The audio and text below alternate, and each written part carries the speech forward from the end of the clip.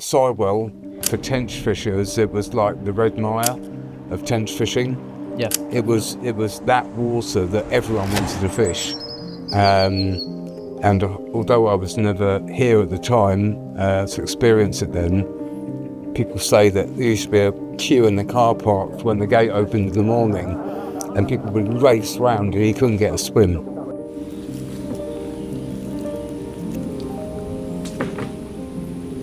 John said, with Redmire, you've got all the, the greats that have fished Redmire, like, the Len Arbery's and, Richard McDonald's, all these different people down the line. So this really is like the Tenchfishers Redmire, and it was almost just sleeping.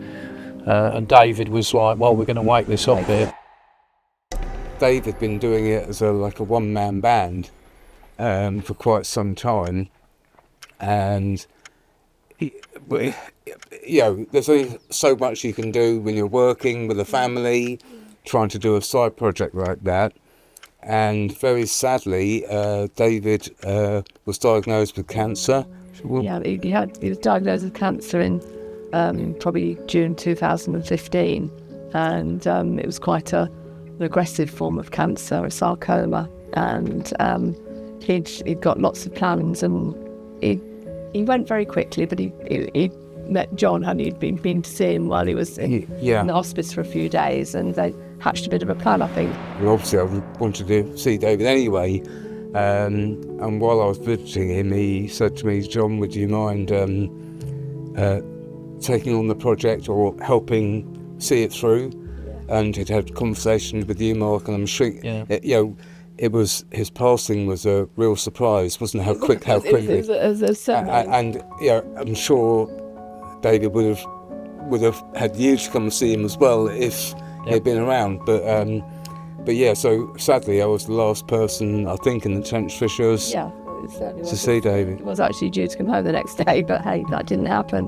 But he decided to sell his fishing kit, didn't he, to start and that was the first injection of cash for the sort of first stocking we did.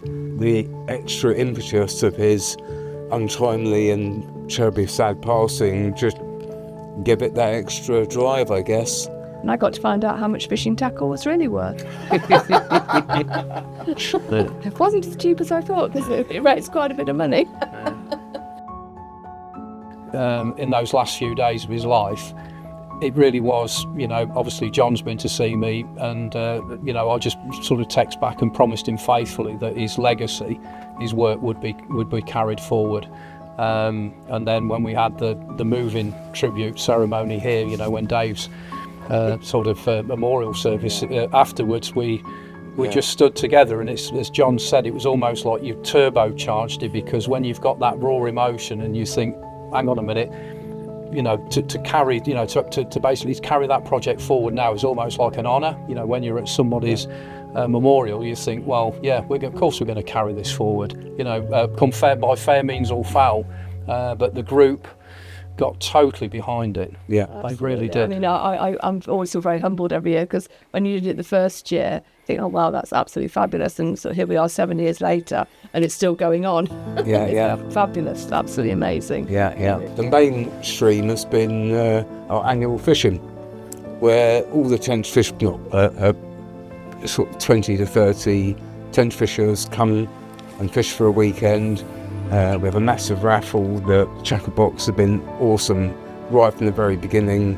And the significance of that is that the stockings we put in here, and I've got to be honest, but I've lost track of how many different stockings and how many fish have gone in. We're talking about thousands and thousands of pounds. And largely, the only way that's been possible has been the support of unbelievable sponsors. From day one, the Tackle Box have taken this project on.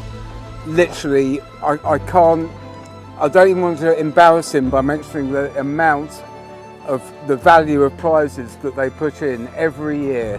So, absolutely thank you so much, Gary and the Tackle Box. So it's all Tenchfisher funded. Pretty much every year we have a waiting list of people wanting, it's oversubscribed, and they pay to come and fish. and all their entry money goes into the fund. And then we also add to the fund with a very big raffle. We have a gorgeous hog roast, which we're on our way back from now, every Saturday evening. And then we have a raffle afterwards. So again, that's all the Tenchfishers who are fishing the event pay into the raffle. You get a warm welcome from my experience of the group, through David and on my own. I mean, they're always very welcoming and very sharing. Well, yeah, absolutely. I heard today, I mean, I don't fish, I only know fishing through association, but today I heard guys going, oh, well, I caught it on such and such and such and such, and I know that sometimes that's not always shared in fishing, because I know you have to mix in your own secret baits. As David used to have endless mixing baits and stuff at home, and he'd share with people, but I got the feeling that that's not always the case. So yeah, I always think you're very, very open and very friendly group.